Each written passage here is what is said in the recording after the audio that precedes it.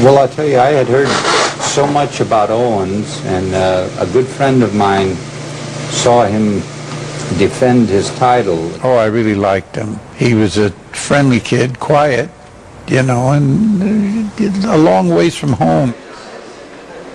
When you look at him, he looks to be so thin and frail, but he's actually very strong.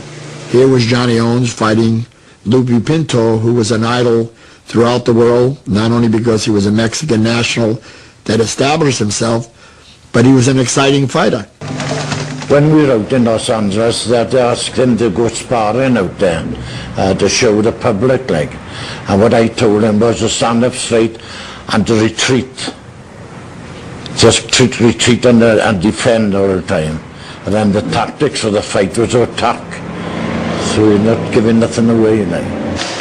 Before the fight, I went down to the gym there, and we were introduced to two big Americans, one coloured and one white. And they wished John all the best of luck in the world. And they said, if you win the title, get the first bloody plane out from here. The Olympic Auditorium, a hostile, sweltering cauldron. Johnny Owens! Indio Lupe Pinto! The Mexicans came in and packed the place. They were checking stuff over us and before we get going into the ring. You know, cartons of beer and piss over it. Bantamweight title. Pintor, a decided betting favorite here at ringside. They are expected to obey them. We had never seen Johnny Owens fight, so here in the United States, we thought it was ludicrous. He didn't look like he even should work in an arena where boxing was. So we believed that it would walk in and he would be knocked out in a round or two. We knew that Johnny was in tip-top shape. We fancied the job. Here we go, round one. Pintor with the left. Owen is in the red trunks, trimmed in white. Pintor in white. Owen tall and, let's face it, very thin. From the point it started, I was very cautious in watching anything that was happening to Johnny Owens. And I just was stunned by his bravery of going into a guy like Lupe Pintor. Johnny Owens keeps the pressure on Lupe Pintor, the WBC. The best form of defense is attack, and the attack from the word go. I think it shook everybody. Well, we knew the Welsh could sing. We didn't know they could fight this good. He started to dominate the fight. He didn't give Pintor a chance to do the things he'd do. This young man was in such fine condition that he just kept on coming and coming. Johnny Owens, I tell you, he fights like a man possessed. If I was fighting him, I would say, when are you going to go away from me? The way it was going, John was going to be a world champion, because there was a terrible, terrible mess on Pinto. His eyes, both top and bottom, were cut very badly. I wish I knew what they had in their corner. I think there were people in the crowd that were beginning to worry. Was this guy going to walk away with our championship from the great Lupe Pinto? Pintor has been bloodied and cut. He has had this. The champion was in serious trouble. He would have to dig deep to save his title. I think Pintor may have found the key, that right hand. Somewhere along the line, Owen is going to walk into a right hand, and that's going to be it. Lupe just exploded with the punch.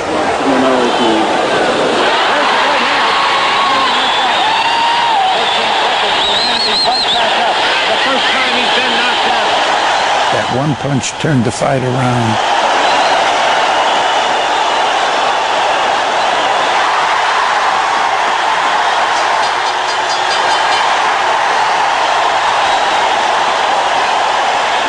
Public didn't know. I think his dad knew, I knew, the doctor knew. He received a laceration on the lower lip where actually the lip had severed itself from there. And the doctor remarked, God, what a laceration that is. And the father was pushing it down and says, he's all right, he's okay. And he can go on I could have stopped the fight, because it was a bad cut, but he didn't want to show it. He'd have played hell with me if I had.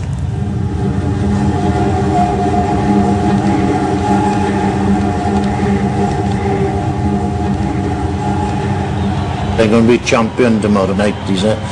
I said, I know that. And they said, you retire then. You didn't have to go back in there.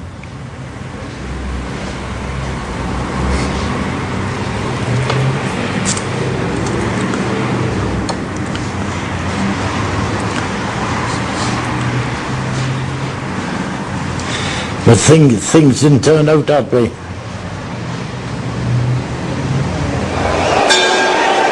The 12th and final round.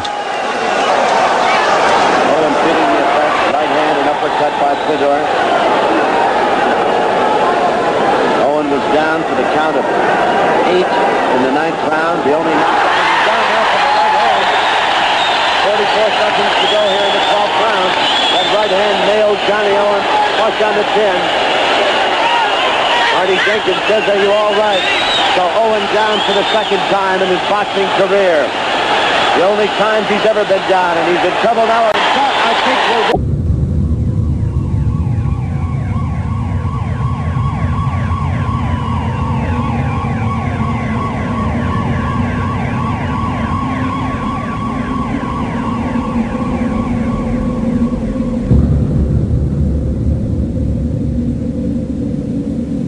Johnny was admitted to the Lutheran Hospital in downtown LA at 11:30 p.m. His mother flew in from Wales to join Dick at their son's bedside. Well, he's very critically ill, but since last Tuesday, he's been progressing very, very quietly. Again this morning, there's a slight little change again in this morning. When me and his mother was talking to him, his eyelids were fluttering as well, so I think it's something getting through. He's such a fighter, he'll pull through. I got all the confidence now, with the prayers that everybody said.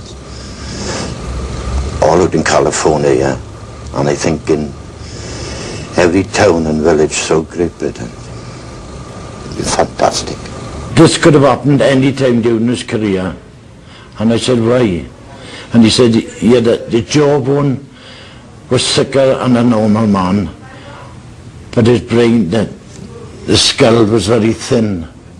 So when he had an uppercut, it went up and just went into his brain. And he told me he'd never seen a fitter boy than him in his life.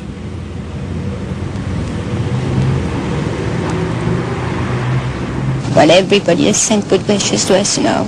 It's been marvellous. He'll pull out from me. He's a fighter, and he'll fight. Don't you worry about him. And then back home to Wales. Yep. So me, his mother wanted to take him back. Johnny lay in a coma on a life support machine for 46 days and nights until early November. We went down to the hospital with John was lying there. The neurosurgeon came in and he said, I got bad news for him, Mr. Owens, he said. I said, what's that? He said, John is clinically dead, and I want permission to turn the machine off. But he said, I don't want an answer now. I'll come back later on. Well, we cried. We broke our bloody hearts, not cried, we broke our hearts, we did. And my wife turned to me and she said, whatever decision you make, I'll stand by. And I thought, this is awful. Again, the last decision came to me again. I thought God was being cruel to me.